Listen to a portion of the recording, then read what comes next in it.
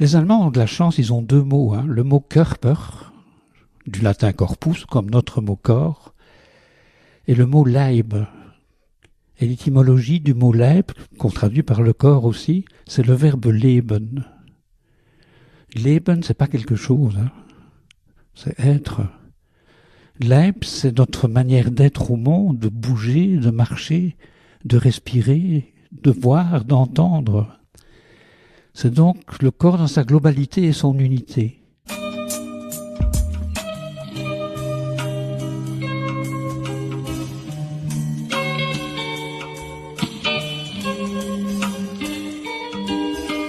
Bienvenue à tous sur Et surtout la santé, votre podcast lyonnais qui décortique des sujets de santé avec des spécialistes, avec des sportifs professionnels et parfois avec des patients aux histoires extraordinaires. Aujourd'hui, je me suis déplacé dans la Drôme pour rencontrer Jacques Casterman et parler de sagesse, d'impermanence, de zen et de plein d'autres sujets tout simplement essentiels à aborder selon moi lorsque l'on s'intéresse à la santé. Vous verrez, l'expérience de Jacques est évidente. Et c'est d'ailleurs le nouveau doyen du podcast, car il a 86 ans. Et comme moi, je pense que vous serez impressionné par la pertinence et la profondeur de ses réponses. Cet épisode est donc d'une grande richesse, et je vous invite à l'écouter l'esprit et le cœur ouverts, dans le but de vous laisser toucher par les propos de notre invité, que je remercie publiquement pour la valeur de ce qu'il nous partage ici. Merci également à vous qui participez à la bonne santé de ce podcast, en le partageant à vos amis et en allant mettre 5 étoiles sur l'application podcast de leurs iPhones. Je vous souhaite donc une bonne écoute, car on se retrouve tout de suite avec Jacques Casterman.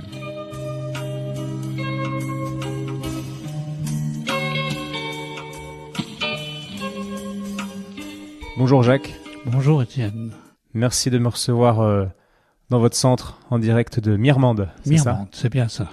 Super. Merci de vous être déplacé.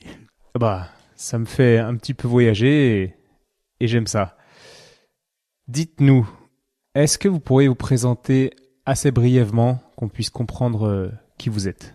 Belge, né en 1934, malade de 0 à 7 ans, après quoi le médecin traitant a dit à mes parents, si il passe cette année-ci, il ne sera plus jamais malade. Et c'est ce qui s'est passé jusqu'à aujourd'hui, j'ai beaucoup de chance, à part quelques troubles qui rendent nécessaire un petit séjour dans un CHU, mais je me sens vraiment bien. Mais si je parle de cette maladie, c'est parce qu'elle est décisive pour ma vie entière. Je crois que c'est le fait d'avoir été entre la vie et la mort d'une manière très inconsciente, pendant 7 ans, les premières années de la vie, que la vocation de thérapeute s'est installée. C'est pour ça qu'après l'école primaire, le collège, ce qu'on appelle le lycée en France, j'ai fait 6 années d'études à l'université de Bruxelles pour devenir kinésithérapeute. Et j'ai donc commencé mon existence professionnelle en ouvrant un cabinet de kinésithérapie. Mais en parallèle, j'avais une double vie. Je me suis intéressé très tôt à l'Orient, l'Extrême-Orient, à travers les livres de Erigel sur le tir à l'arc, qui est devenu mon livre de chevet quand j'avais 17 ans. Et puis d'autres livres, et à partir de là, la pratique de l'aïkido. Donc j'ai pratiqué et enseigné l'aïkido même à l'université de Bruxelles aussi. Jusqu'à ma rencontre avec Durkheim, qui a été un bouleversement décisif. On va y revenir à cette rencontre.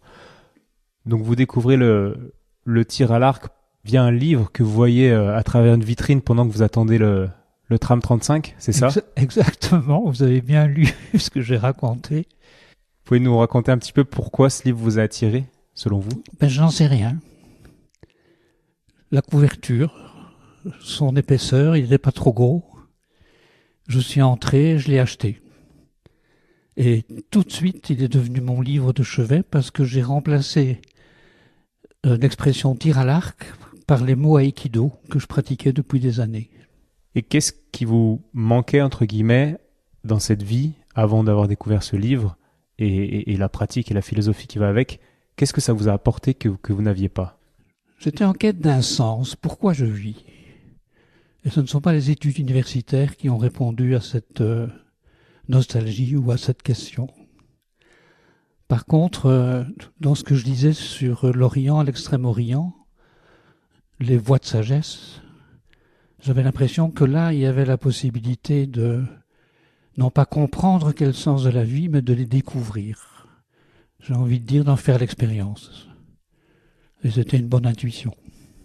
Et dans quel état étiez-vous avec ces questions existentielles auxquelles vous n'aviez pas de réponse? Est-ce que ça crée de l'angoisse? Est-ce que vous viviez quand même normalement? Non, pas nécessairement une angoisse, c'était plutôt une nostalgie. Un désir profond, comme aller à la découverte d'un inconnu, mais que déjà je ne considérais pas comme un inconnu extérieur, mais l'inconnu de soi-même.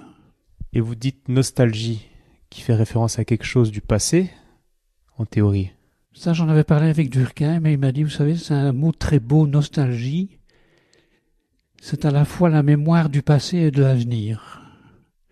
Alors c'est paradoxal, mais j'ai compris ce qu'il me disait. C'était vrai.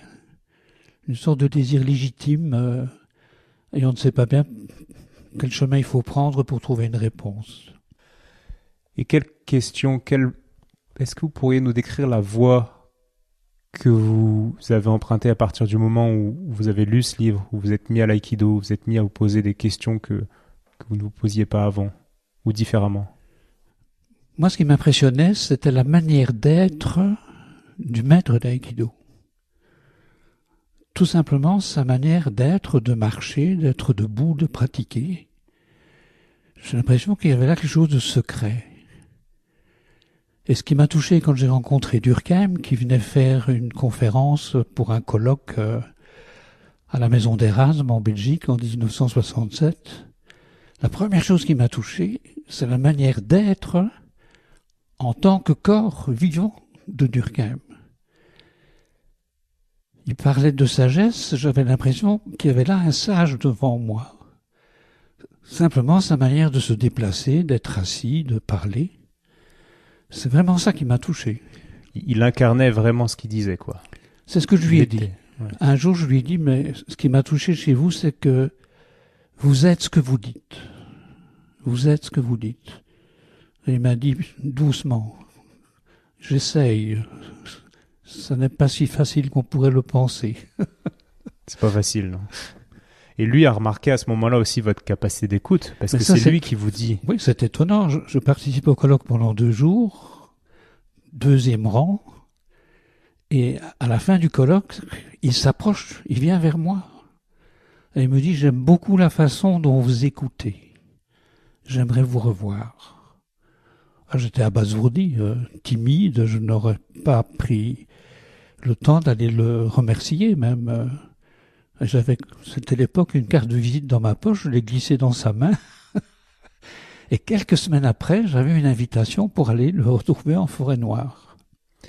Donc on va y venir, mais juste selon vous, avec le recul, dans quel état étiez-vous à ce moment-là? Pourquoi il vous a remarqué? Pourquoi il a vu cette qualité d'écoute en vous?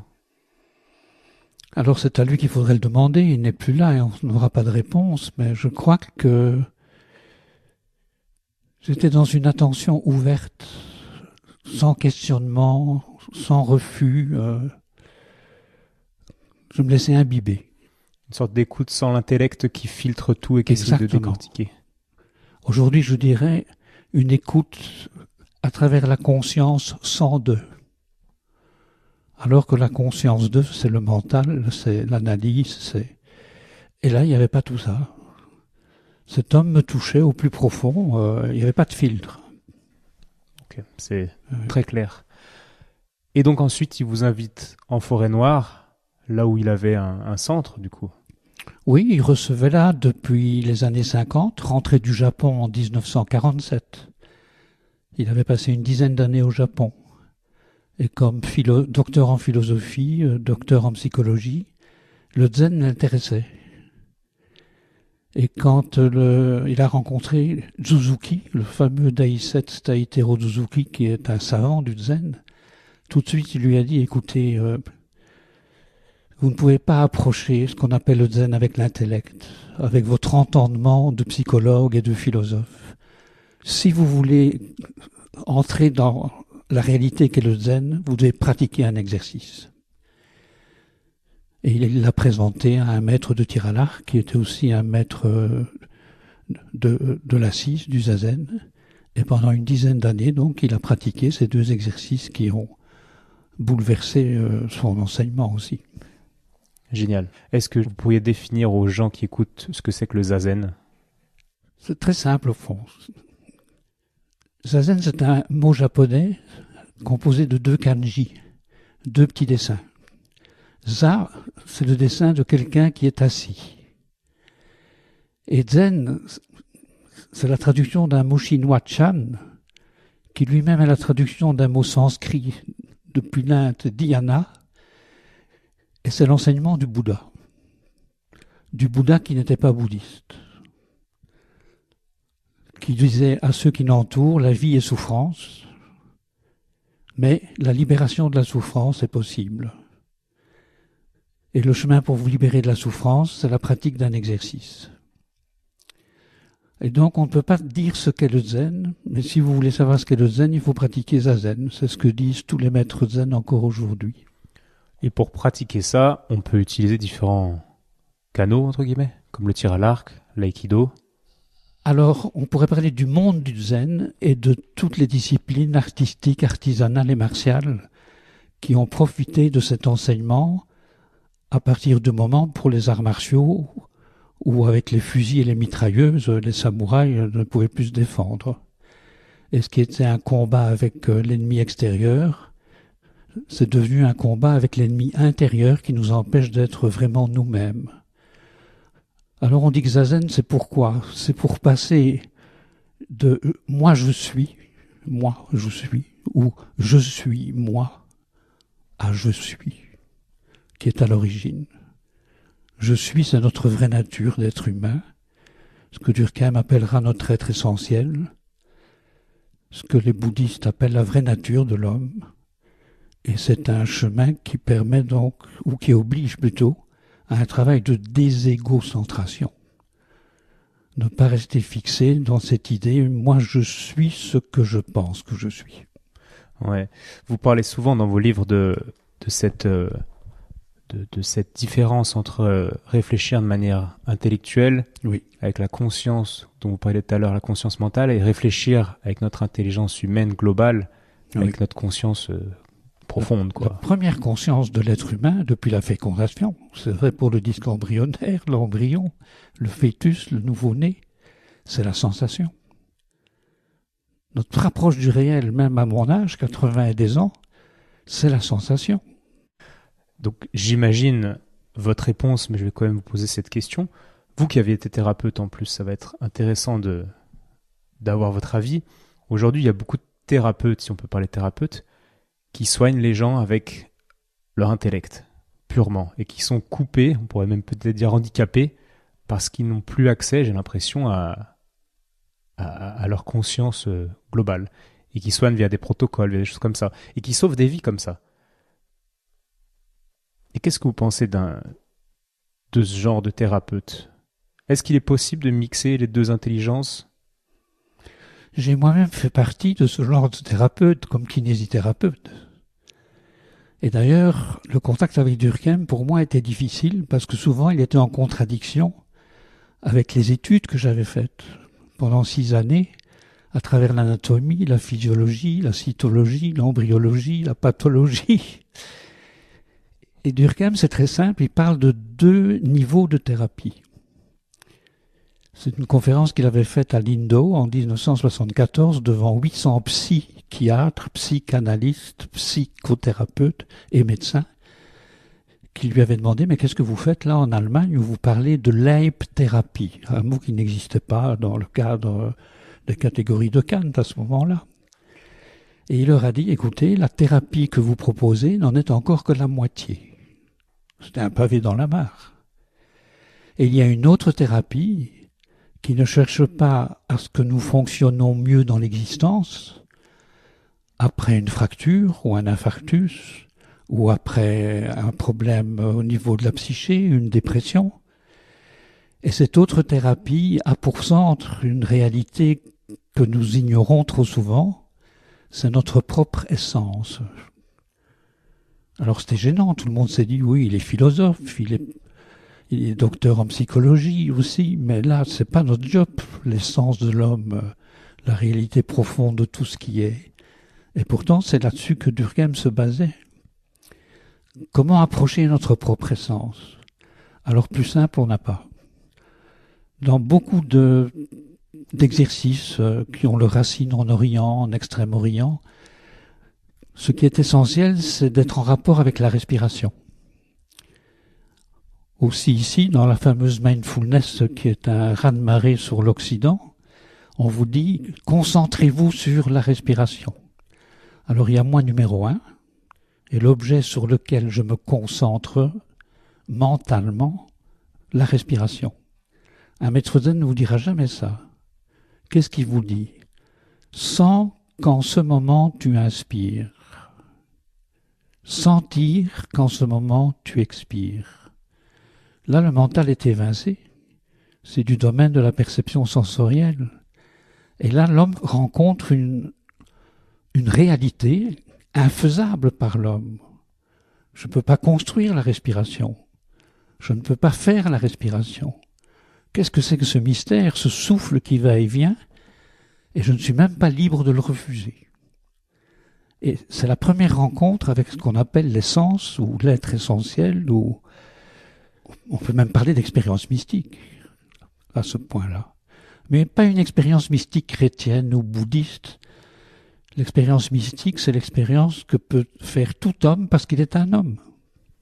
Donc là, par exemple, quand vous recevez des gens en stage, si je viens vous voir et que j'ai pour objectif, intention, on va dire plutôt, de retrouver, de rentrer en contact avec mon être essentiel, la première chose sera de passer par des exercices. Absolument. Cette voie que propose Durkheim à son retour du Japon, c'est le zen, mais libéré de tout ce qui est traditionnel asiatique. Mais c'est le zen pur.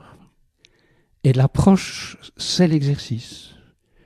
Au fond, pour lui, c'est très simple, c'est passer de l'idée illusoire « j'ai un corps » à l'expérience immédiatement possible « corps, je suis ». Exact, ça vous en parlez souvent, de cet état de flow, je ne sais plus comment vous dites, quand on est notre corps et qu'il y a plus, vous parlez des gens qui se battent en Aikido, des danseurs qui au bout d'un moment, malgré le fait qu'ils soient deux, ils représentent une unité parce qu'ils sont en totale connexion. Vous voyez ce que je veux dire? Oui, les Allemands ont de la chance, ils ont deux mots. Le mot Körper, du latin corpus, comme notre mot corps, et le mot Leib. Et l'étymologie du mot Leib, qu'on traduit par le corps aussi, c'est le verbe leben. Leben, c'est pas quelque chose, c'est être. Leib, c'est pas quelque chose, la somme des éléments qui composent le corps humain. Leib, c'est notre manière d'être au monde, de bouger, de marcher, de respirer, de voir, d'entendre. C'est donc le corps dans sa globalité et son unité. Ce n'est plus un objet matériel opposé à ce qu'on appelle l'esprit, par exemple. Ce n'est pas non plus psychosomatique, ce qui oppose encore les deux. Je vois. Donc, on est plus en tant qu'homme que la somme de nos fonctions et que la somme de nos parties. Il y a quelque chose de... Oui, c'est magnifique. Des tonnes d'émergence. Moi, j'ai commencé l'étude par la dissection. C'était passionnant en anatomie de voir tous ces objets différents, les os, les organes, les muscles, les fibres musculaires, la physiologie aussi, chaque fonction bien différente, fonction respiratoire, fonction cardiaque. Et au fond, un CHU, c'est un bâtiment à 10 étages et chaque étage est consacré à un organe ou à une fonction. Et l'homme entier, dans ce cas-là, qui s'en occupe? Eh bien, aujourd'hui, ils ont ajouté un 11e étage ou à la cave, les soins palliatifs. Là, enfin, on s'occupe de la personne qui souffre, et pas du corps malade, au niveau cardiaque, au niveau pulmonaire, etc. Et vous, quand vous avez découvert tout ça, quelles étaient les résistances dans votre cerveau de jeune kinésithérapeute, au final, assez dans la matière, assez cartésien? Mais c'est que j'abordais tout ce que je rencontrais en m'appuyant sur l'entendement, qui est l'approche intellectuelle du réel. D'ailleurs, c'est ce que Suzuki avait dit à Durkheim. Vous ne pouvez pas approcher le zen en vous appuyant sur votre entendement de philosophe ou de psychologue. Et c'est ce que nous faisons tous. Quand on approche une discipline qui n'est pas de notre culture, on essaye de la comprendre. Et on ne peut pas comprendre ce qu'est le zen. Donc il faudrait sentir, non pas comprendre via notre cerveau, mais sentir via l'expérience et l'action et la répétition de choses, comme l'aïkido par exemple. Au Japon, j'ai rencontré un maître d'aïkido qui me disait, vous savez, enseigner l'aïkido aux occidentaux, c'est très difficile. Je dis, mais pourquoi ? Parce que l'occidental cherche à comprendre pourquoi l'aïkido, comment faire telle ou telle technique, comment faire tel ou tel déplacement. Et je dis, que faites-vous alors ? Je les invite à remplacer le verbe comprendre par le verbe avaler. Avaler la technique, avaler le déplacement, et puis digérer ce que vous avez avalé. Et enfin, vous allez intégrer ce que vous avez digéré. Et alors là s'opère une transformation de vous-même. Et je trouve ça magnifique. Avaler l'exercice, c'est le faire sans réfléchir dans le détail comment, dans le détail pourquoi. Voilà, c'est s'asseoir et rester immobile. Mais pour nous, occidentaux, c'est pas facile. Ça demande du courage à nos cerveaux d'occidentaux de lâcher un peu prise. Oui, c'est courageux de faire du zen. D'autant plus que dans le zen, il n'y a rien pour l'ego. Et que nous cherchons du tout à l'ego ou du tout pour l'ego. On va en reparler. Donc, vous m'avez dit dans la voiture que votre fils est ostéo. Oui, ostéopathe. Oui. Donc, vous avez dû vous intéresser à l'ostéopathie. Oui. Pour vous, dans quelle approche est censé être un ostéopathe ? Censé, c'est pas le bon mot, mais est-ce que vous voyez la dimension conscience globale qu'on a en ostéo ? Absolument. Alors, je ne vais pas dire tous les ostéos. J'aurais tendance à hésiter à le dire pour les ostéopathes qui sont des kinés plus l'ostéopathie. Mais ceux qui ont fait une école d'ostéopathie, 6 années d'études d'ostéopathie, il n'y a pas de doute. Quand j'utilise le mot lèbe-thérapie, je pourrais aussi utiliser l'expression l'ostéopathie. Il y a une feuille de papier à cigarette qui les sépare, pas plus. J'ai l'impression, quand je lisais votre livre, c'est ce que je me disais.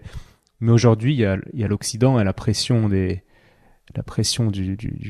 comment dire, du besoin de tout comprendre, qui pousse beaucoup d'ostéos comme les kinés d'ailleurs, à vouloir prouver tout ce qu'ils font par des études, etc. Et ce qui met une sorte de voile au final sur notre conscience globale. Absolument. On cherche, comment dire, à savoir de quoi il s'agit en additionnant des mesures quantitatives. Et cela à l'aide aussi de programmes prodigieux, comme le scanner ou l'IRM. Mais le corps vivant, on ne peut pas le saisir à travers des mesures quantitatives. Il se révèle à la personne à travers des expériences qualitatives.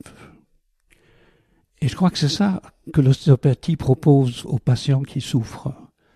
C'est d'entrer dans une expérience qualitative. Et là aussi, il y a des lieux de guérison. Et on aura toujours besoin d'un chirurgien si on a un problème avec ce coronaire. Hein. Si je n'avais pas un stent, je ne serais pas devant vous pour répondre à vos questions. Donc, vive la chirurgie.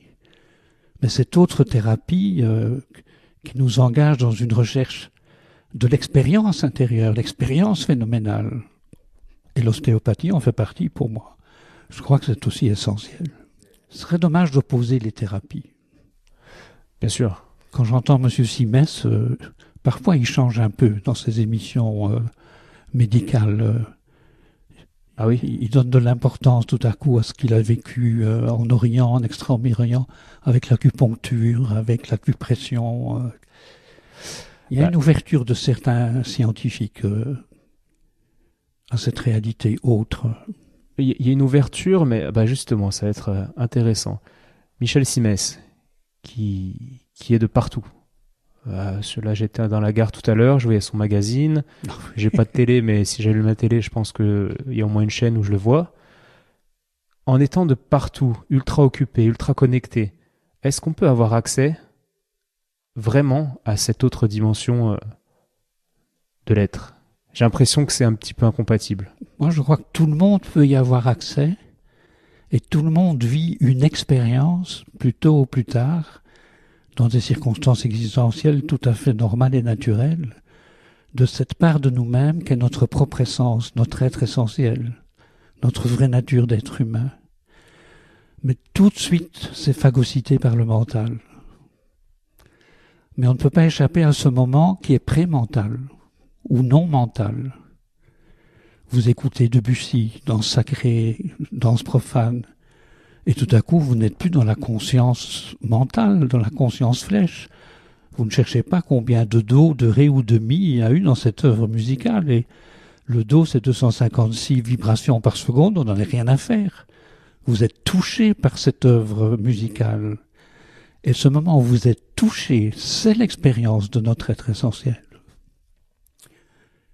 Mais encore faut-il lui donner la place qu'elle mérite et la valeur qu'elle mérite. C'est vrai dans le contact avec la nature. Pourquoi on s'arrête quand il y a un coucher de soleil? Mais je suis touché. C'est beau. Et vous êtes peut-être en train de répondre à une question que je me pose en étant touché comme ça au niveau de notre être essentiel. Est-ce que c'est pas aussi un moyen de ralentir le temps? Parce que j'ai l'impression qu'en étant dans le mental, en faisant 10 000 choses comme Michel Simès ou comme moi, parfois c'est assez difficile de prendre du recul et de se laisser toucher. Il faut vraiment s'octroyer des moments, et plus on s'octroie ces moments où on est touché, moins j'ai l'impression et la frustration du temps qui passe trop vite. Est-ce que vous validez ça? Est-ce que vous voyez ce que je veux dire? C'est tellement vrai que le premier conseil que Durkheim m'a donné quand je me suis installé en Allemagne pour suivre son enseignement au quotidien, il m'a dit, écoutez, je vous donne un premier exercice. Faites tout ce que vous faites un petit peu plus lentement. Vous marchez de la maison où vous vivez au dojo où on pratique l'assise, faites ce déplacement, ce kilomètre, un tout petit peu plus lentement. Vous montez les marches de l'escalier pour arriver à mon bureau, montez les marches un tout petit peu plus lentement. Vous faites la vaisselle, faites la vaisselle un tout petit peu plus lentement. Ça m'a énervé. Jusqu'au jour où je me suis rendu compte que je ne vivais pas dans l'espace vécu et le temps vécu. Je vivais dans l'espace pensé et le temps pensé. Voilà ce qui me coupe de notre vraie nature. S'imaginer qu'on vit dans le temps pensé et l'espace pensé. Nous ne sommes pas rue de Rivoli à Paris. Je suis avec vous dans cette pièce du centre Durkheim. Mais combien de personnes se donnent la chance de voir ça? On ne peut pas vivre dans le futur ni dans le passé. Je ne peux vivre qu'ici, dans cette pièce, et en ce moment, avec vous. Et alors ça, c'est apaisant. Et en même temps, je sais que j'aurai une conférence à Poitiers dans quelques jours. Donc j'ai un agenda qui me met en relation avec un futur qui n'est pas encore. Mais l'acte d'être, l'acte de vivre, ça ne peut être qu'ici et maintenant.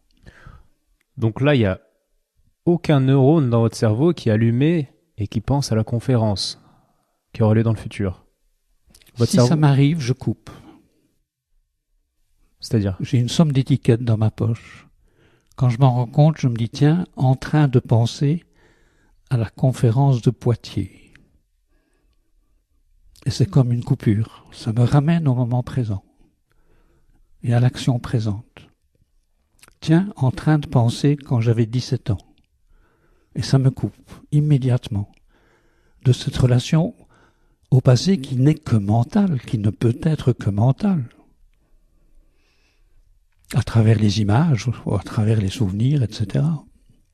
Donc, ça rejoint le concept de charge mentale que vous n'avez pas trop grâce à cette faculté de couper les liens avec le futur et le passé qui se font dans votre tête pendant que vous êtes dans le présent. C'est une expression que j'entends peut-être pour la première fois, la charge mentale. Ah bon?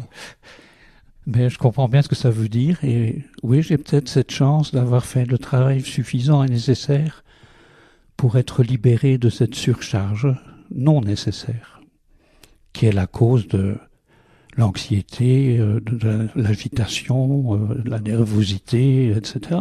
Moi, je vois un peu la charge mentale comme une application sur un smartphone qui tourne dans le fond, quoi, et puis qui utilise la batterie. Puis on voit notre smartphone qui perd de la batterie plus vite que d'habitude. En fait, c'est parce qu'il y a cette application qui tourne dans le fond et qui consomme tout. Oui, absolument. Ouais.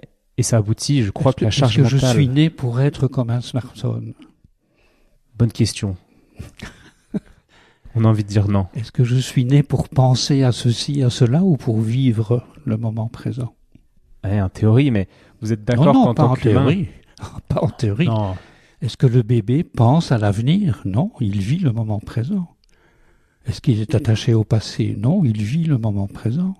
Il vit. Et en ce moment, je vis, mais je ne suis plus en contact avec cette réalité que je suis comme bébé. Mais c'est toujours cette réalité-là qui fait que je vis. Je me coupe vraiment des racines de ma réalité.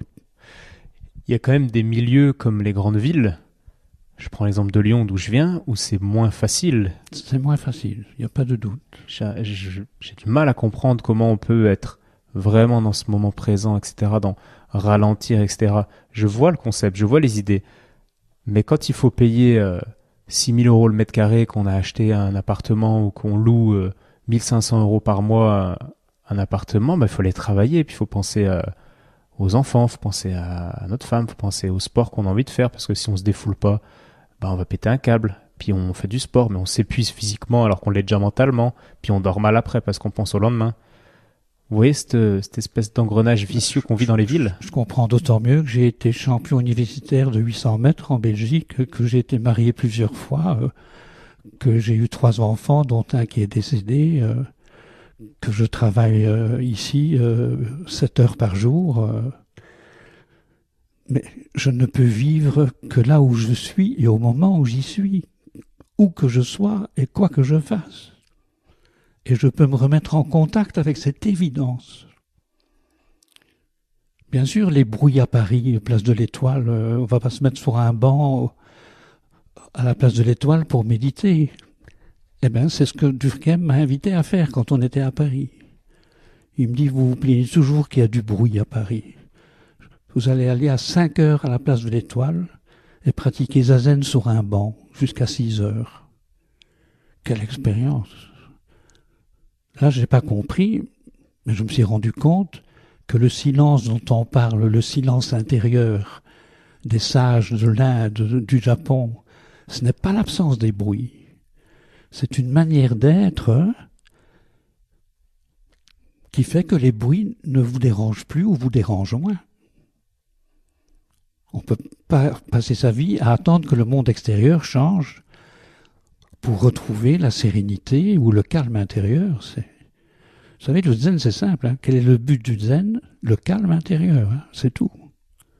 Mais c'est ce qui manque le plus à l'homme actuel. Il faut s'être transformé à la manière d'un canard qui voit l'eau perler sur ses plumes mais qui ne pénètre pas au final. Si on imagine que les gouttes d'eau sont perturbations extérieures, le canard, il est tranquille sous ses plumes, ça ruisselle. Contrairement à un chien qui serait tout mouillé au bout de 10 minutes, quoi. Oui, n'ayant jamais été un canard, je ne suis pas sûr que je peux dire oui, mais l'image est pas mal, oui. C'était la métaphore que j'avais en tête quand vous disiez, quand vous racontiez votre expérience.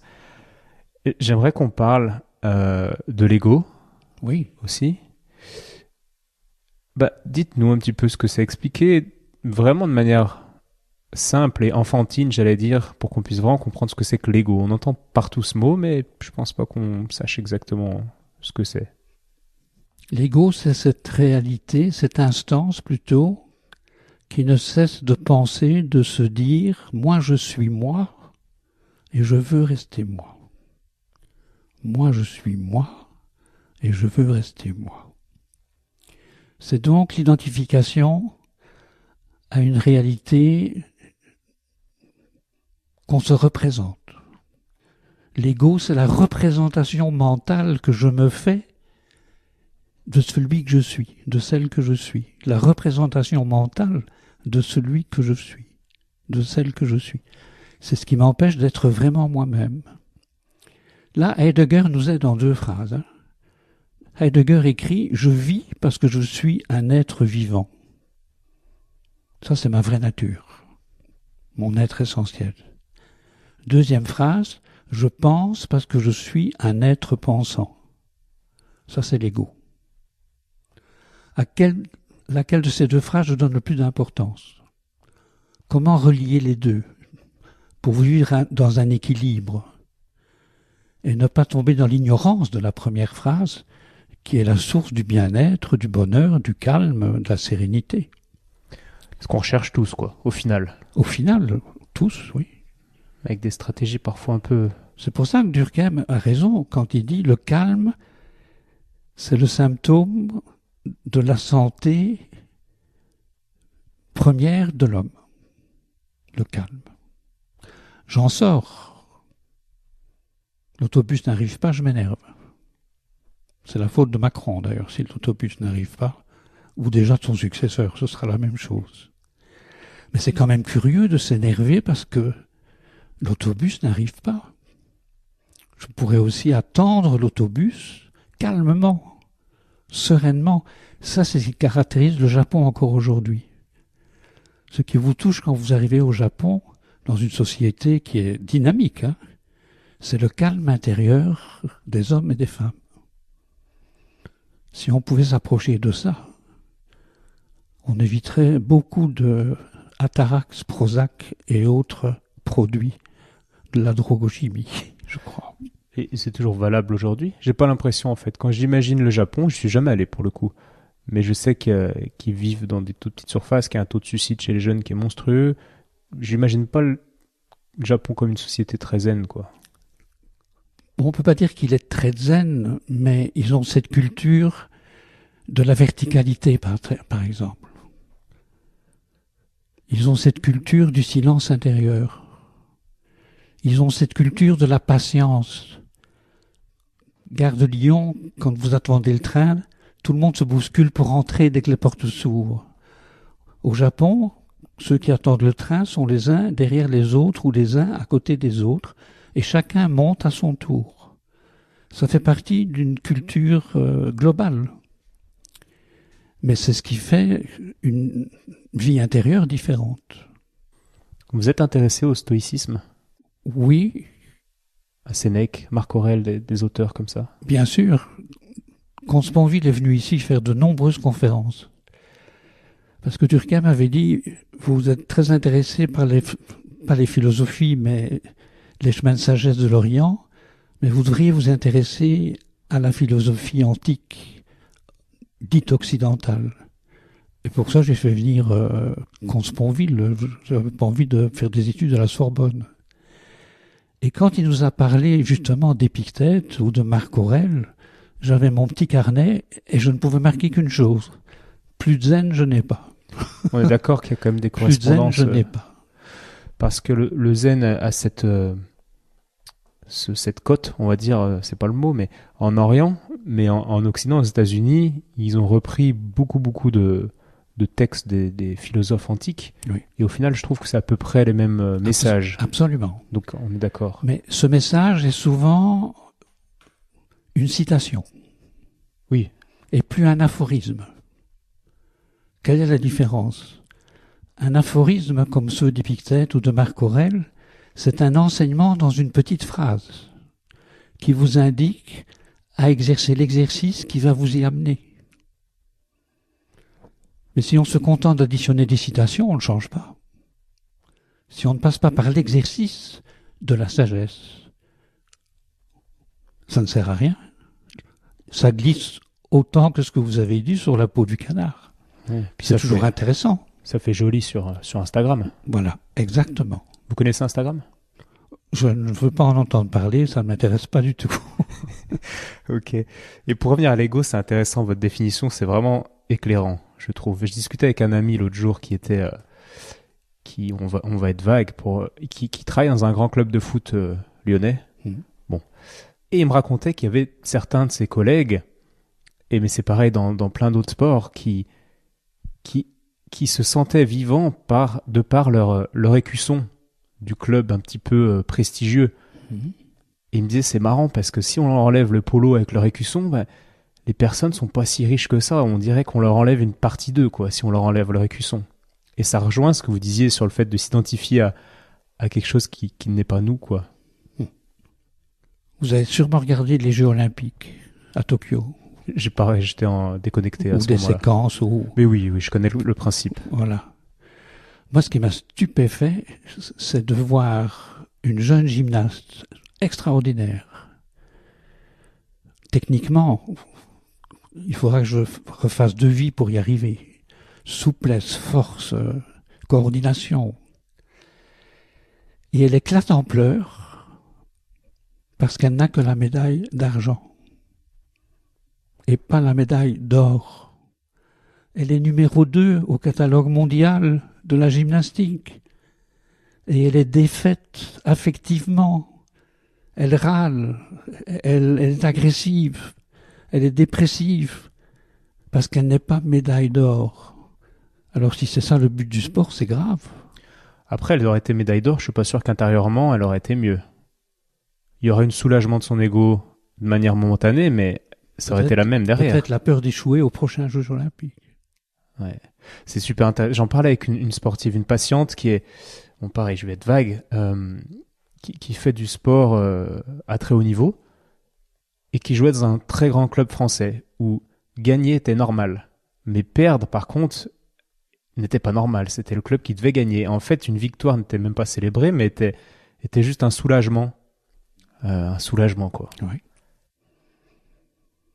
J'ai tiré à l'arc pendant 8 ans. 2 flèches chaque jour. Et curieusement accompagné par le maître japonais qui a repris l'école du maître de tir à l'arc de Durkheim dans les années 30. C'est là que le hasard, c'est parfois le destin. Qu'est-ce que c'est le tir à l'arc ? C'est apprendre en une journée une séquence de 8 gestes qui permettent d'encocher une flèche et de la décocher. Toute votre vie, vous reprenez ces 8 gestes. Avec un arc dont la tension augmente au fur et à mesure que les années passent. C'est l'obstacle. Je suis désolé parce que je n'arrive pas à envoyer ma flèche sur une botte de paille d'1 mètre carré. Et le maître Saguino s'approche et il me dit « Mais qu'est-ce qui vous désole ?» Mais je dis « Qu'est-ce qu'il faut faire pour que la flèche arrive au centre de la cible ?» Mais il dit rien. C'est la vocation de la flèche. Libérer cette flèche pour qu'elle vive sa vocation. Ça, pour le mental, c'est une catastrophe. Ça ne veut rien dire, cette réponse-là. Une autre fois, chaque fois que je tire une flèche, il me bouscule un peu. Je ne le vois pas venir et il me bouscule. Et je perds l'équilibre. Et il me dit « Ara !» Et ça dure, et le lendemain, ça recommence. Et je lui dis « Mais qu'est-ce qui se passe ?» Mais il dit « Vous n'avez aucun équilibre, vous n'avez pas de stabilité. » Mais comment ça se fait ? Mais il dit « C'est très simple. Vous tirez avec le désir de réussir à tout prix, qui nécessairement est accompagné de la crainte d'échouer. Vous ne pouvez pas être en équilibre.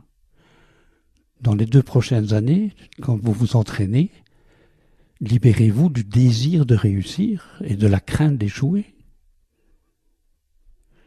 C'est un enseignement tout à fait différent de celui du sport. Et en même temps, l'effort pour tirer à l'arc est le même que celui des sportifs aux Jeux Olympiques. La dernière fois qu'il m'a fait un conseil, c'est « Est-ce que vous allez encore essayer longtemps d'ouvrir l'arc avec la force musculaire ?»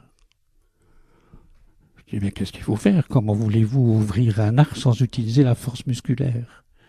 Il dit « Non, ouvrez-vous. En tant que personne, ouvrez-vous. Et l'arc va suivre votre geste d'ouverture. » Ça, c'est ce qu'on appelle l'autre force. Durkheim parle de 2 forces. La force qu'on fait, qu'on développe avec des haltères, avec des exercices. Et la force qu'on est. Cette force qu'on est, c'est celle qui fait que je respire. que je marche, que je suis debout. Mais on est loin de ça dans notre tradition occidentale. C'est la force qu'utilise Bruce Lee pour casser des planches en bois hyper dures, par Alors exemple. c'est un excellent acteur de cinéma comme Belmondo, mais il représente là, dans le rôle qu'il joue, une réalité pour l'homme d'Orient depuis des siècles. Donc on est d'accord. Oui. J'essaie d'imaginer au moment où je vous écoute comment intégrer ce genre de philosophie dans le sport de haut niveau, qui est un milieu dans lequel je baigne quotidiennement, et je vois pas. Ça me paraît loin, mais c'est intéressant. Proposer à ces sportifs d'ajouter zazen à leur pratique. Déjà que certains collègues me prennent pour un mec un peu bizarre avec mes histoires d'ostéo, alors là, on verra. Je leur ferai passer le podcast. Et vous disiez dans le livre que cet ego, on va finir avec ce concept, même si on peut en parler beaucoup, a un lien énorme avec l'angoisse. C'est-à-dire que sans ego, ou alors avec un ego maîtrisé, entre guillemets, il y a beaucoup moins de chances d'être un être angoissé. Je n'oserais pas dire ça, parce que j'en sais rien pour moi-même. Je ne peux pas imaginer que je vais terminer ma vie en étant entièrement libéré de l'angoisse, de la crainte, de la peur.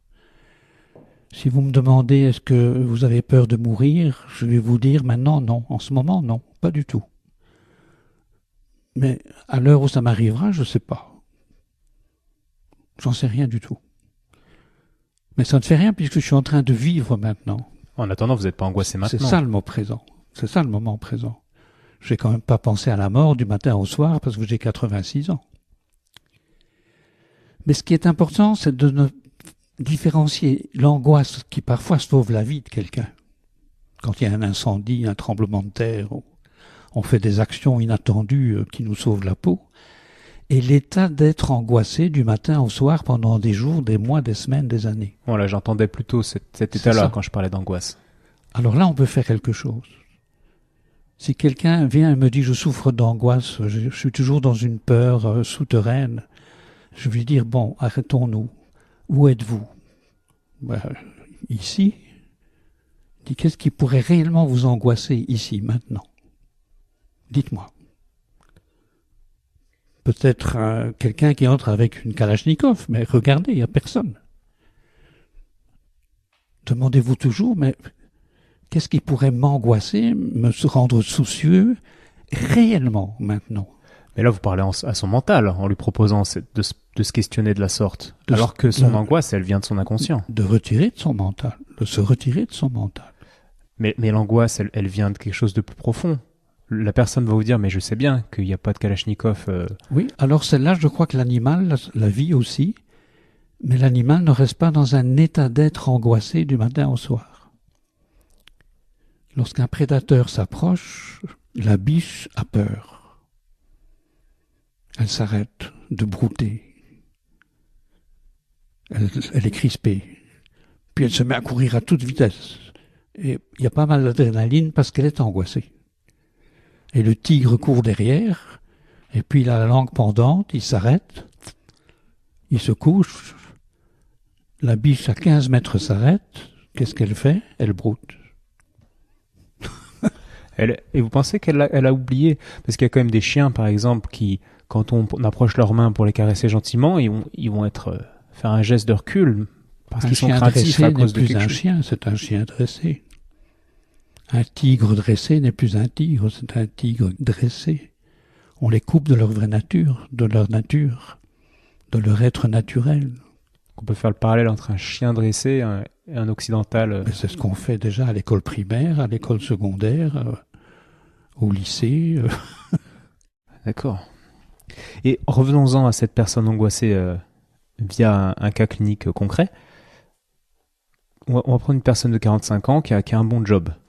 Financièrement, il est stable. Il a une famille où tout le monde est en bonne santé, une femme, 2 enfants, des amis, des hobbies. Mais depuis le Covid, il est angoissé, il fait des crises d'angoisse, il ne sait pas pourquoi. Mais il est vraiment conscient intellectuellement que tout va bien, il ne comprend pas. Qu'est-ce que vous lui proposeriez? Il ajoute au dictionnaire un mot qui manque encore aujourd'hui, le mot impermanence. tout à coup il est confronté à l'impermanence. Tout va bien, mais il n'est pas sûr que ça dure. Je n'ai pas le virus, mais il n'est pas sûr que je puisse l'éviter. Il refuse le changement possible. En tant que manager, il tente de s'inscrire dans une situation stable. Quelque chose de maintenu, Ça me parle bien. d'établi. Vous savez ça, que le mot impermanence n'est pas au dictionnaire? Ça m'étonne. On Parce a que c'est écrit, quand même très utilisé par nos on a amis les écrit au bouddhistes. secrétaire de l'Académie il y a des années pour lui demander comment ça se faisait. Le mot impermanence n'est pas au dictionnaire. Le mot permanence, oui. Réponse du secrétaire de l'Académie, parce que ce n'est pas un mot d'usage courant. Alors que c'est le mot qui est au centre de toute la tradition philosophique orientale. Si tu n'acceptes pas la loi de l'impermanence, tu ne connaîtras pas la sérénité. Naturellement, les académiciens sont des immortels, alors ils n'ont rien à faire avec le mot impermanence. Et d'un point de vue plus pragmatique, est-ce qu'on pourrait pas imaginer une thérapie contre cette crainte de l'impermanence via des actions, des actes, on va dire, quotidiens ou non, mais qui nous sortent de notre permanence? Épictète, tiens, ce jour est peut-être mon dernier jour. La phrase qui se répétait chaque fois qu'il s'éveillait le matin. Tiens, ce jour est peut-être mon dernier jour. Ce qui donnait du sel à cette journée. Mais pas de stress? Pas pour lui, parce qu'il acceptait qu'un jour il n'y en aurait plus. Il y aurait la fin. C'est inéluctable. C'est quand même curieux cette angoisse. Tous les gens qui sont nés avant nous, qui ont vécu avant nous, sont morts. Et nous, on voudrait autre chose. Ou prolonger encore et encore et encore et encore. Et concrètement, moi je vis à Lyon. Que pourrais-je faire pour m'habituer à cette impermanence, pour changer un petit peu ma vision de ma peur, en tout cas pour effacer ma peur du lendemain, peur que la société soit arrêtée à cause d'un virus, peur qu'il y ait un krach boursier, peur qu'il y ait 1 milliard de migrants qui arrivent en 2050 en Europe. Comment je pourrais faire concrètement? On a exercé ça ce matin avec le groupe qui a terminé son séjour ici à midi. Je les ai invités à sentir que l'inspire apparaît et disparaît. Que l'expire apparaît et disparaît. Tout à coup, il y avait un bruit, une voiture qui passe peut-être. Tiens, un son apparaît et disparaît. Parfois, on a une petite douleur dans le dos, la jambe. On se met debout, tiens, la douleur est apparue, elle a disparu. Tout apparaît et disparaît. Alors on dit, oui, c'est pas la même chose. Si, c'est la même chose, c'est la même loi. Autant l'aborder avec le tout simple. C'est vrai que je ne peux pas maintenir l'inspiration, je vais mourir. Je ne peux pas maintenir l'expiration, je vais mourir. Je vis de l'impermanence. Je ne vis pas de ce qui est permanent. Et petit à petit, vous vous habituez à reconnaître cette loi comme on reconnaît la loi de la pesanteur. Où on ne peut pas l'éviter. C'est apaisant, hein, de se rendre compte que tout change tout le temps.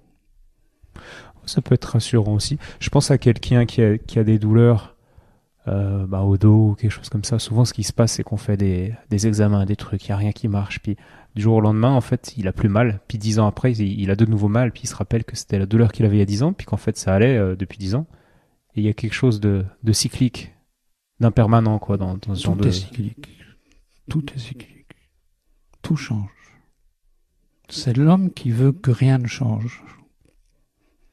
Qui veut un establishment. Voilà. Mais ça peut être aussi une source d'angoisse, parce que j'ai ça en tête depuis pas mal de temps. J'ai beaucoup voyagé quand j'étais plus petit, plus jeune plutôt. Et c'est des des choses qu'on dit beaucoup dans le bouddhisme en Orient. Et du coup, des fois, ça me provoquait quasiment une angoisse. Je me disais, mais tout va bien en ce moment dans ma vie. Vraiment, tout va bien. Et je me disais, fais chier parce que à un moment donné, ça va plus aller bien. Tout est cyclique. Et du coup, ça me perturbait, quoi. Oui, mais la réalité, quand il pleut, c'est qu'il pleut. La réalité, c'est pas merde, ça va s'arrêter. Ou le contraire. Ouais. La réalité, c'est qu'il ne pleut pas quand il ne pleut pas. C'est quoi cette histoire d'être déjà inquiet parce qu'il va pleuvoir dans 2 jours ou dans 8 jours? Non, mais du coup, on se dit, ouais, admettons, ouais, non, on se dit là, on a la santé, puis là, on gagne bien notre vie, mais si demain, la bourse s'effondre, ce qui peut arriver, ben, comment je vais faire? Donc, du coup, ben, on met de côté pour être sécurisé, etc. C'est quand même assez malsain, quoi. Oui, oui, l'ego fait vivre toutes les assurances. Hein, elles sont riches, les assurances. Hein. La protection de l'ego, c'est l'assurance. Mais ça ne changera rien à la réalité. Il y a eu un tremblement de terre ici il y a 2 ans, en novembre. J'étais en plein exposé. Je vous assure que je ne pouvais plus parler. Parce que la sensation de la terre qui tremble, il n'y en a pas qui peuvent s'approcher de ça. Tout le monde s'est arrêté d'entendre ou d'écouter. Là. Puis ça s'est arrêté, on est sorti pour voir, etc. Haroun Tazieff nous a promis un tremblement de terre dans la vallée du Rhône quand il était le maire de Mirmande. Là, Ah, c'était le maire de Mirmande? C'était le maire de Mirmande il y a une quarantaine d'années. Et il a dit, on n'échappera pas à un tremblement de terre dans la vallée du Rhône. Quand? Il dit dans 50 ans ou 500 ans, je ne sais pas. Bon, est-ce que je vais m'en faire parce que dans 500 ans, il y en aura un autre? Quand même un peu trop bête. Ouais, c'est sûr. Et en ce moment, est-ce que la terre tremble? Non. Quelle chance, hein? Tout est stable pour le moment. C'est beau. On revient toujours au moment présent, hein? Ouais. Toujours. Vous connaissez Eckhart Tolle? Je ne peux vivre que ici où je suis. Je suis pas dans mon bureau, je suis dans cette pièce-ci. Je suis pas à Londres. Et je ne peux vivre qu'en ce moment, quand j'inspire, quand j'expire. Et tout le monde s'en fout. Et se préoccupe d'autre chose qui est angoissant. Là, le zen est un chemin de guérison. Eckhart Tolle, ça vous parle? Tolle, c'est son nom de famille. Ah, qui a écrit le pouvoir du moment présent. Eckhart Tolle, oui. Tolle, ok. Mais c'est quelqu'un qui attire l'attention sur le moment présent, et il fait bien. C'est bien, son je livre. Je ne peux pas dire, je n'ai pas lu assez, je ne le connais pas personnellement, mais rien que les titres de ses livres évoquent une réalité. C'est pas un métaphysicien ou un spéculateur. Hein. Non. Pas du tout. Il y en a d'autres, hein, il n'y a pas que lui. Hein, il y a les vieux textes, et puis il y a des auteurs contemporains, comme Durkheim par exemple, qui nous mettent le nez dans ces évidences qui ne sont pas orientales, mais humaines, tout simplement, universellement humaines. Et on pourrait y prêter attention, ce que l'Orient fait depuis des siècles. Je vois. Vous avez été kiné, donc c'est super. C'était peut-être pas une vision kiné que je vous proposais, même c'est sûr que ce n'est pas une d'ailleurs. Et en Orient, plutôt, on considère souvent, il y a souvent ces schémas de santé avec des cercles où on voit une sorte d'équilibre entre notre mental, nos émotions, notre physique et notre spirituel. Et c'est ce dernier cercle que je voulais aborder. On comprend à peu près comment être en bonne santé physique, enfin ce que ça représente. Émotionnel, ok, mental, ok, mais spirituel, là, c'est quelque chose qu'on comprend vraiment peu, je crois. Est-ce que vous pourriez nous expliquer ce concept de qu'est-ce qu'une vie spirituelle? Comment on peut dire que, ok, cette personne, ou alors moi, ma vie spirituelle, elle est équilibrée, elle est assez riche. Vaste sujet. Oui, mais c'est très pointu en même temps. En ce moment, je inspire. Et moi, j'y suis pour rien. Spiritus. Je suis spirituel. Je suis né spirituel. Je suis soumis aux lois de la nature, de la vie, de l'être, qui dépassent tout ce que le moi peut faire. Est-ce que ce n'est pas ça la vie spirituelle? C'est la reconnaissance d'une réalité à laquelle je suis soumis, qui me porte, qui m'emporte. Alors l'ego identifie ça à des images, à des conceptions. On va dire c'est Dieu. Puis Maître Eckhart vous dit, il y a plus que Dieu, il y a la déité. C'est quoi la déité? C'est pas quelqu'un, c'est pas quelque chose. C'est la vie en acte. Être en contact avec la vie en acte, est-ce que ce n'est pas ça, la vie spirituelle? À ne pas confondre avec les religions, qui essayent autant que possible d'imaginer, de conceptualiser une réalité supérieure, transcendante, à laquelle ou avec laquelle on aurait affaire, et il faut se mettre dans la croyance. Il y a une autre manière d'envisager la spiritualité. C'est comme une spiritualité déguisée au final, Oui. la religion. Une utilisation des concepts ou de ce que vous Dans disiez. mon tout premier livre, Les leçons de Durkheim, j'ai repris un article qui avait bousculé les églises, l'expérience religieuse au-delà des religions. Mais les religieux de l'époque n'ont pas accepté. Ils ont dit, c'est quoi cette méditation bouddhiste où on vous dit qu'il y a une expérience religieuse au-delà des religions? Oui, leur gagne-pain était en question, là. Bah oui, j'écoutais un mec hier qui racontait qu'il avait vécu une expérience divine. Il avait rencontré Dieu, quoi. Comment interprétez-vous, et je connais plein de gens intelligents qui m'ont raconté ces expériences, et je les crois, mais comment on pourrait interpréter différemment cette rencontre, cette sorte de moment où waouh, tout connecte et on réalise qu'en fait Dieu est là et Dieu nous parle, etc. Y aurait-il une autre interprétation à ce genre de moment? À l'inauguration du centre en 1981, ici, quelqu'un a demandé à Durkheim, mais qu'est-ce que c'est l'expérience dont vous parlez? L'expérience religieuse, l'expérience mystique, l'expérience de l'être, ce que le japonais appelle le Satori Kencho.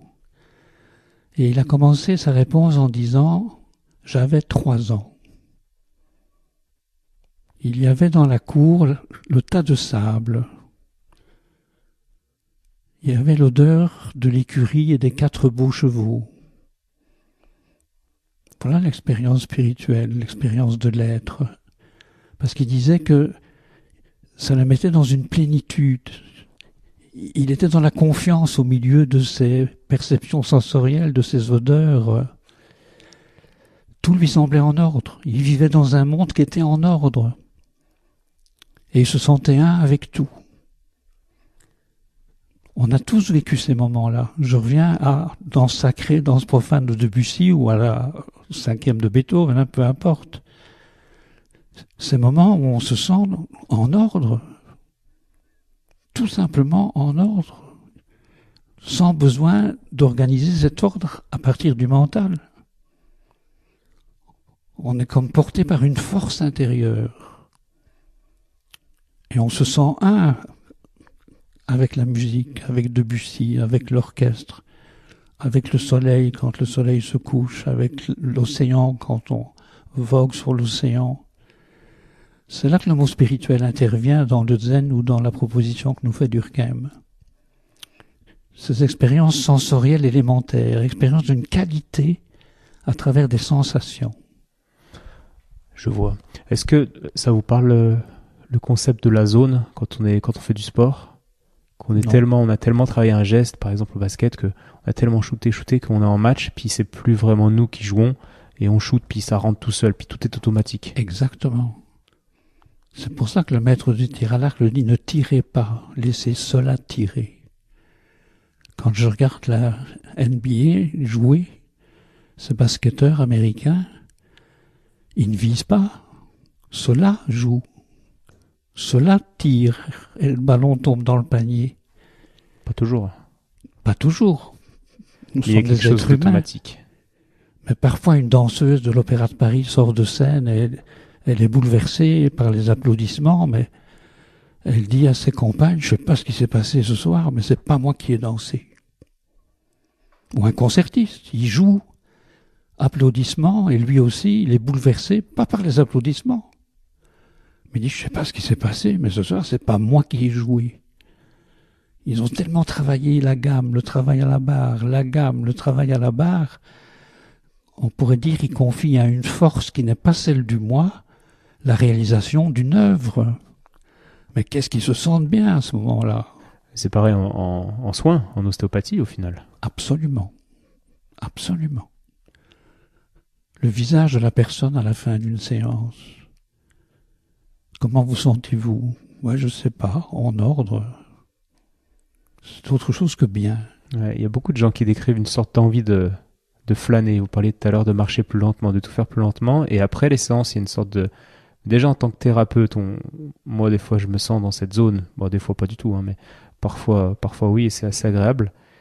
Et en général, le patient fait des retours assez intéressants de sensation de légèreté, d'envie de flâner dans la rue. Et oui, il est pris par un ordre intérieur qui n'est plus le vite du moi, vite se lever, vite aller au bureau, vite rentrer pour manger, vite...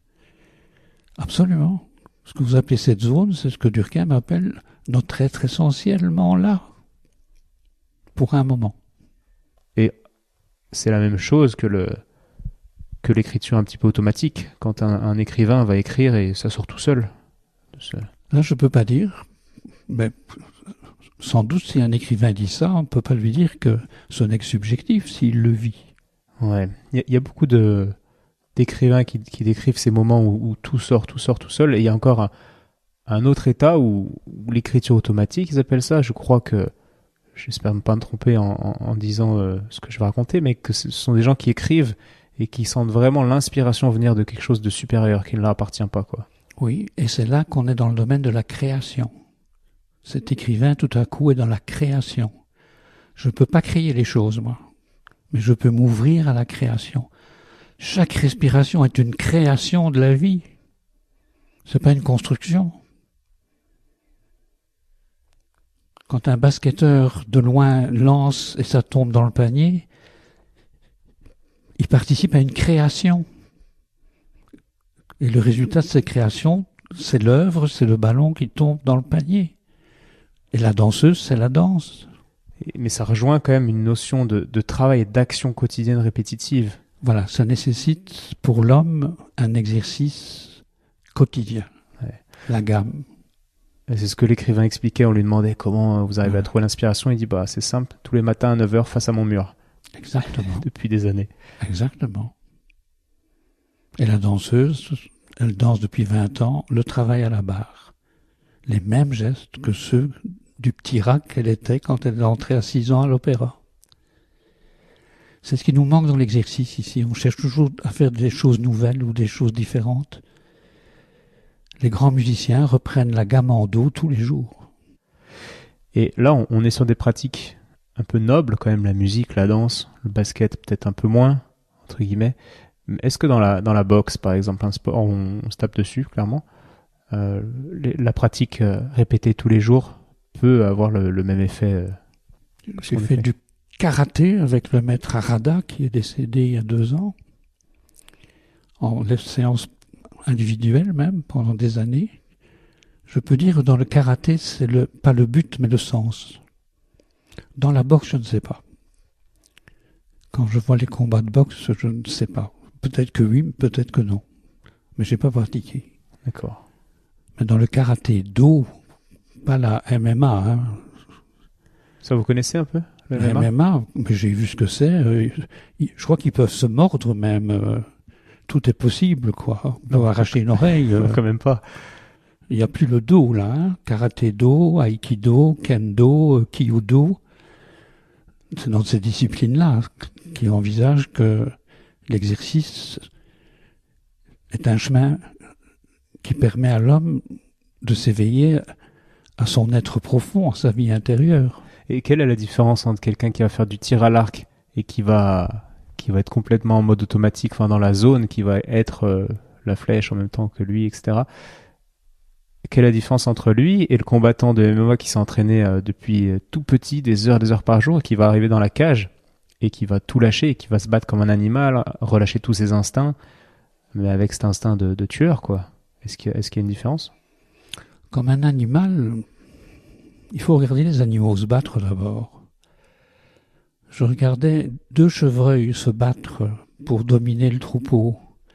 Une fois par an, je sais pas, c'est en automne, avec leur serre, avec les bois, et ça claque, hein, et ils se foncent dessus, hein.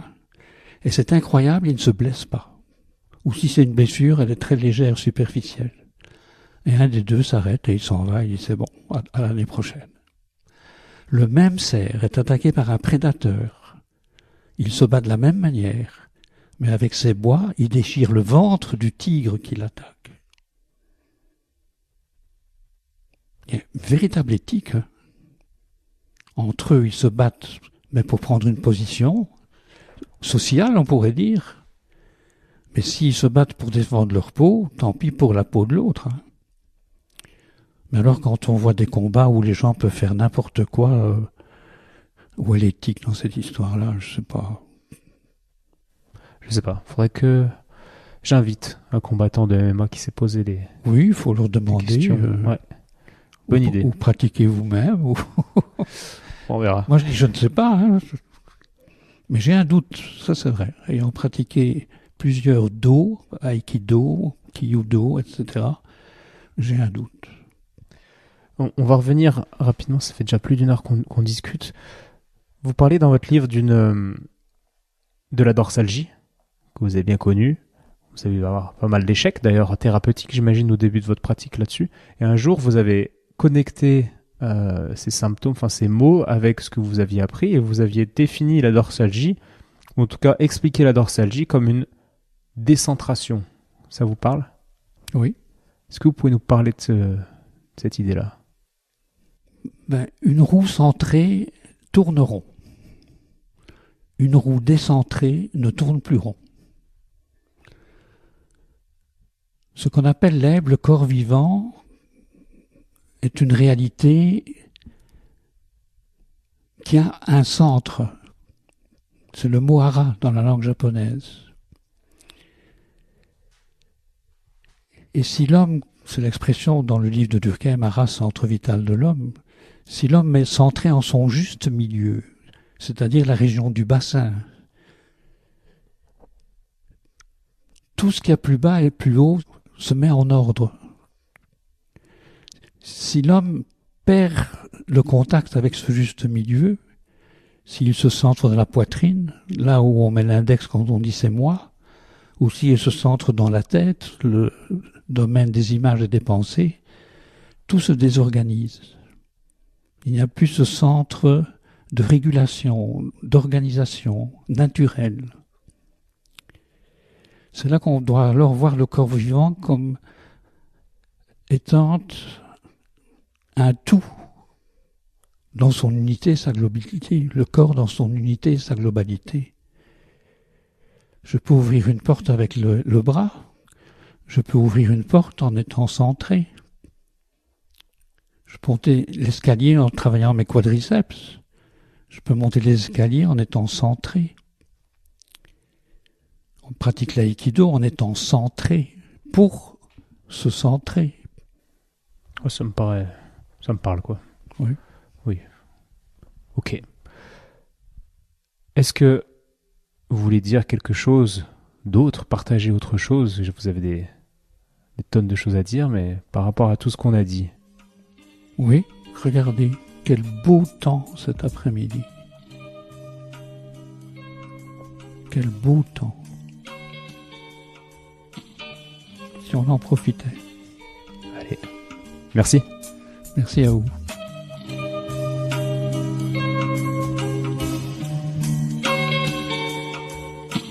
Bravo, tu as écouté cet épisode de Et surtout la santé jusqu'au bout. Donc pour booster ce projet qui a pour but de te donner les meilleures infos possibles sur le thème de la santé, je t'invite à aller mettre 5 étoiles et un commentaire sur l'application podcast de l'iPhone de ton voisin. Comme je te l'explique régulièrement, c'est ça qui m'aide à faire monter le podcast au classement et donc ça me crédibilise pour ensuite inviter d'autres experts et ensuite te partager leurs conseils. Donc merci encore. Tu peux également suivre les aventures du projet sur Instagram à Étienne Bulidon. Et évidemment, si l'ostéopathie peut t'aider, tu peux venir me consulter au cabinet du 120 rue Montesquieu à Lyon. Si je ne suis pas disponible, c'est Julien ou quelqu'un de l'équipe qui te prendra en charge. À bientôt et bonne fin de journée. Ciao.